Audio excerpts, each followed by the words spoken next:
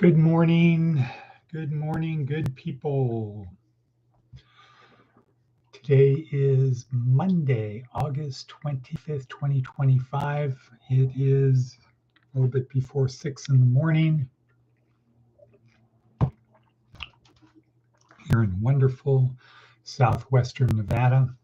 My name is Edward Bevilacqua. This is Department of Career Services, where our goal is to help our students and other interested people on their journey through this life.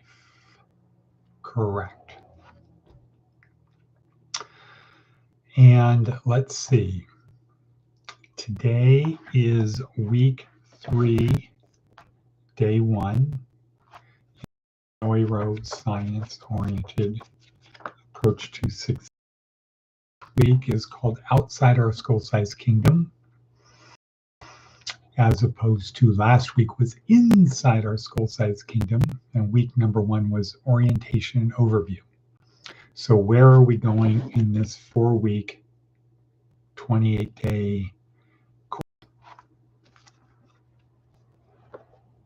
Yeah. Where are we going? So it's 4 weeks, Monday through Sunday, 4 weeks, 28 lessons. Where are we going? We're trying to answer 2 simple questions. Who am I? Why do I behave the way I do? That's it. Who am I? Why do I behave the way I do? And this is not an esoteric, philosophical, who am I? Who is Nathan Johnson? No, it's not that. This is how does a collection of 100 trillion cells, 86 billion neurons, none of them know each other, none of them know who I am, none of them care who I am, yet I am me. How does that work? So this is more of it's neuroscience, more of a biology class. It's not a philosophy, it's not a psychology course. It's based on neuroscience. So who am I? Meaning, and our focus is the neurons, neurotransmitters. How does my brain work to give me the perception of this is who I am, this is who you are, this is what the world is, etc. That is our approach, a neuroscience as opposed to a psychology approach. So in a psychology approach, it could be, the focus could be my beliefs, my feelings, my behavior.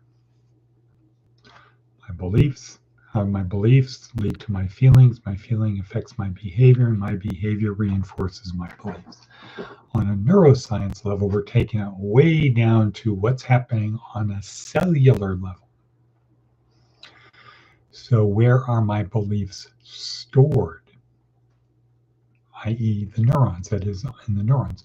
Where are my beliefs stored? How do they come together?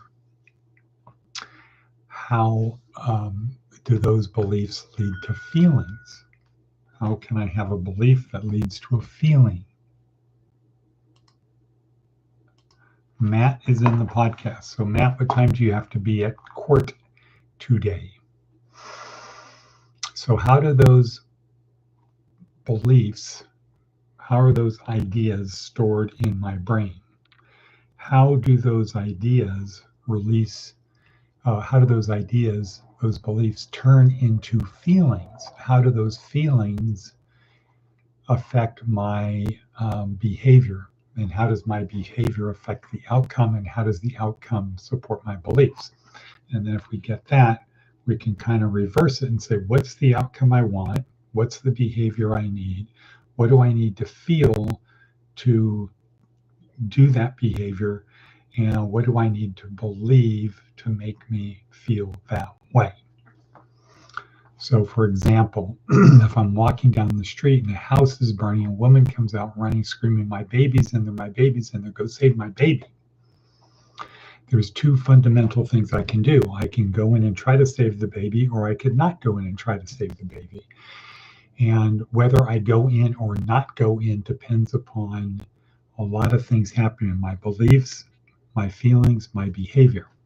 So if I feel fear, when she explains it, exclaims it, tells me what's going on. If my immediate reaction is fear, I'm going to release certain neurochemicals, including cortisol, and I am going to freeze. And I could literally be scared stiff. So much cortisol going to me, I can't move. And if that happens, I'm not running in the building. On the other hand, I could be motivated, energized. Aha, I have a chance to be a hero. I'll get the key to the city. I'll get on newspaper. Chicks will love me, etc., etc. And I will run into that building. So whether I run in or not depends upon my belief. So a bunch of beliefs at that time. And those beliefs will release neurotransmitters that are either going to energize me to go or lock me in place to not go. So that's the purpose in week 1, orientation overview. Week 2, inside my school-sized kingdom. How do these neurons and neurotransmitters, how do these things come together to help me be me? And now week 3, we pop our proverbial head or metaphorical head out of the foxhole. We look around and we notice there's a lot of people out there and they think the world revolves around them. They think they're the center of the universe.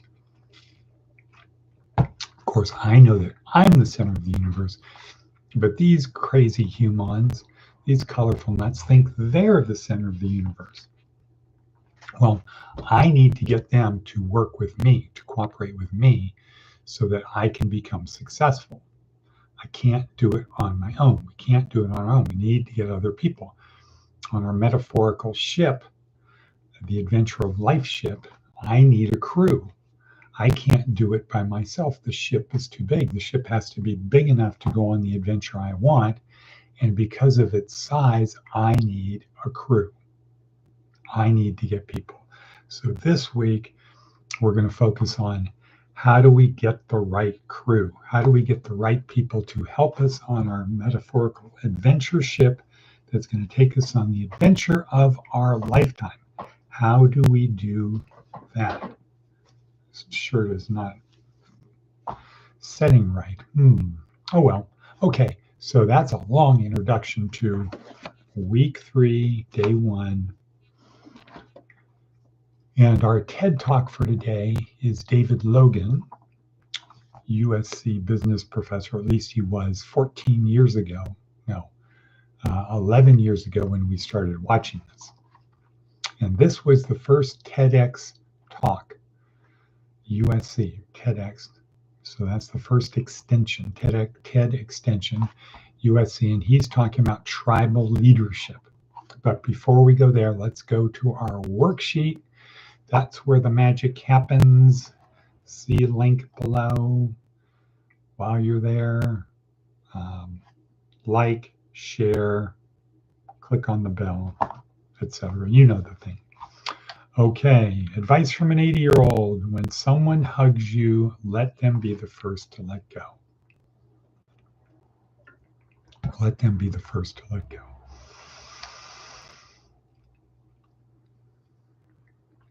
Right, okay, good advice. All righty, what else we got? Our hit parade, Darren Hardy. Your success is making you stupid. The point is, we learn more from failure than we do from success. And when we are successful, we think we've got it figured out. So he used Nokia, which I think in 2005 had 49% of the cell phone market in the world, and it's gone. Because when the smartphone came out, it was behind Apple, Google, others captured that market, and goodbye Nokia. Hubris. And that kind of goes to Jordan Peterson's today. Be humble and grateful. If you're smart, if you're intelligent, be humble and grateful. Don't work against your intellect, is what he says. Seth Godin. Job churn.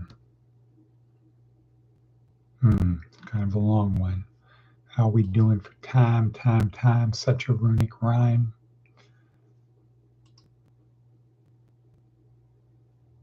10. Okay, well, Matt, I will tell you. Oh, you're not on here anymore. Tell you, I can pick you up at 9:30.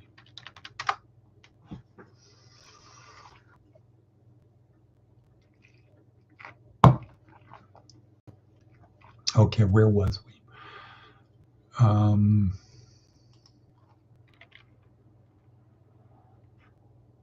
Seth Godin. Job churn. Since I was born, humans have created 6 billion jobs, all while technology relentlessly disrupts existing industries. The pen making machine replaced handcrafted pen. The ox pulled plow replaced millions of hours of backbreaking work. The amplification and electronic distribution of music upended the works of live musicians, and the camera replaced countless portrait artists. The internet destroyed the travel agent industry, and Grammarly and Photoshop turned fine editing jobs into low-paid gig work.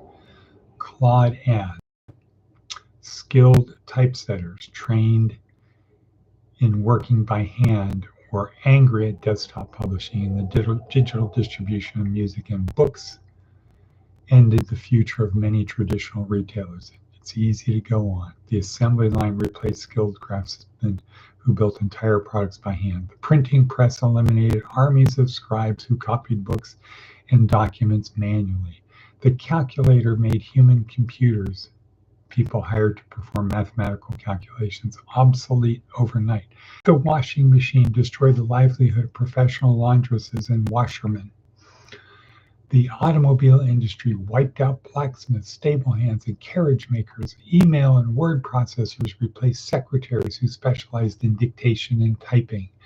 The mechanical loom put countless hand weavers out of work during the Industrial Revolution.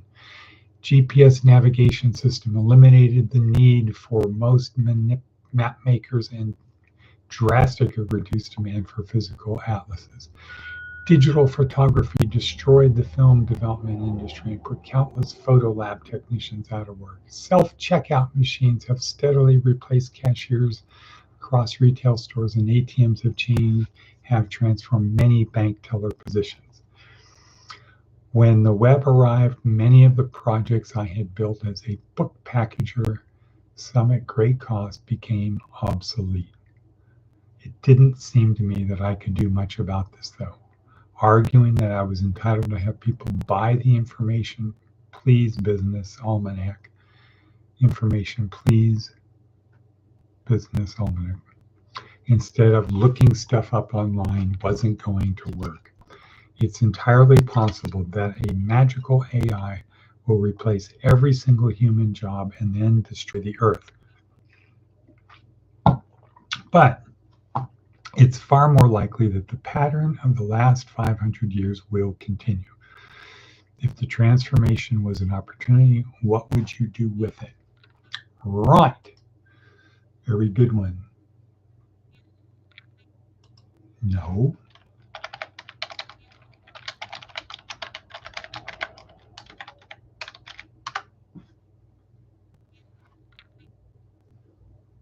Boy, you offer a guy a ride. You say, I can take you at 9:30, and he says, well, how about 8?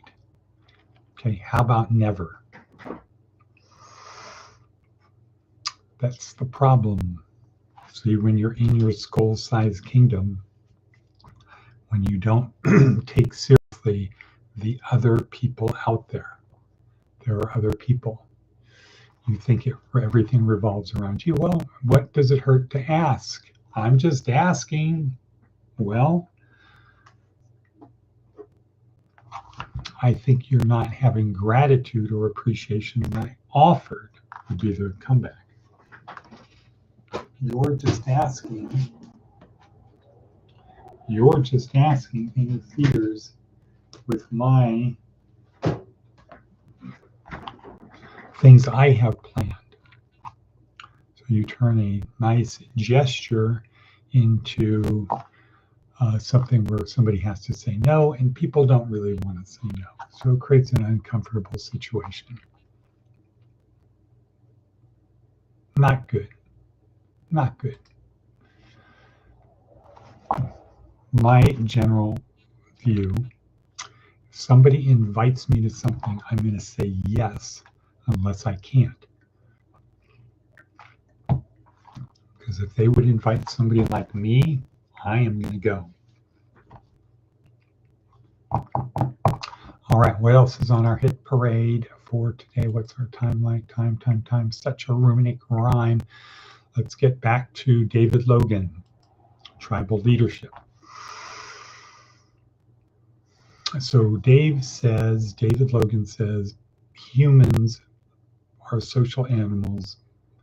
Birds swim, fish fly, humans form tribes. We gather together in groups, in tribes. It's just what we do. And we're members of all kinds of tribes, many, many tribes. Our church tribe, our kids' school tribe, their sports tribe, our favorite team tribe, our favorite music tribe. We're all kinds of tribes, things that we're members of, groups that we're members of.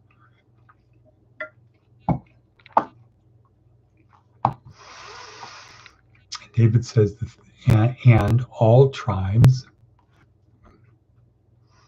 have fit into one of 5 categories. So there's level 1, life sucks. Level 2, my life sucks. Level 3, I'm great, you're not. Level 4, life's great. Level 4, we're great. And level 5, life is great. So all tribes are in one of those 5 categories. And there's overlap. There's a bell curve in each, so it's not a bright line there. So they're overlapping normal distributions. The goal, according to David Logan, is to nudge your tribe forward. Nudge your tribe to the next level. So if you're at my life sucks, your tribe is at my life sucks. The goal is to nudge that tribe and the people in that tribe to the next level. I'm great, you're not. So Chevy does it with members of its tribe, the Chevy truck tribe, by getting you to get that if you are cool, this is what you need to drive, or cool people drive Chevy trucks. So they want to make you, the Chevy truck driver, feel good when you see their commercials. And they want other people that drive, say, Ford or Dodge trucks to be like, boy, that Chevy truck is kind of cool. It's cooler than my truck. AI growth. Okay, so goal is to nudge your tribe forward. So what advice we get from David Logan today, the takeaway from today is join a tribe, nudge it forward. Join tribe, nudge forward. Boom, boom, nudge it forward. Tomorrow, we're going to learn how to nudge your tribe forward. Seth Godin's going to tell us how to nudge the tribe forward. And it's a 4-step process, but we'll learn about that tomorrow. Today. We want to keep our sights on the North Star, where we go when we've shuffled the little coil, what dreams may come, puzzles the will and makes us rather bear those hills we have than to fly off to others we know not of. And thus, conscience does make cowards of us all. And enterprise is a great pitch in moment in this regard, turn awry and lose the name of action. Let's not lose the name of action. Let's keep moving forward. Be contemplatives in action. Contemplatives in action. From the seat of our car, we're contemplative in the seat of our car as we are in action. Okay, with that, we're going to say and cut. And cut.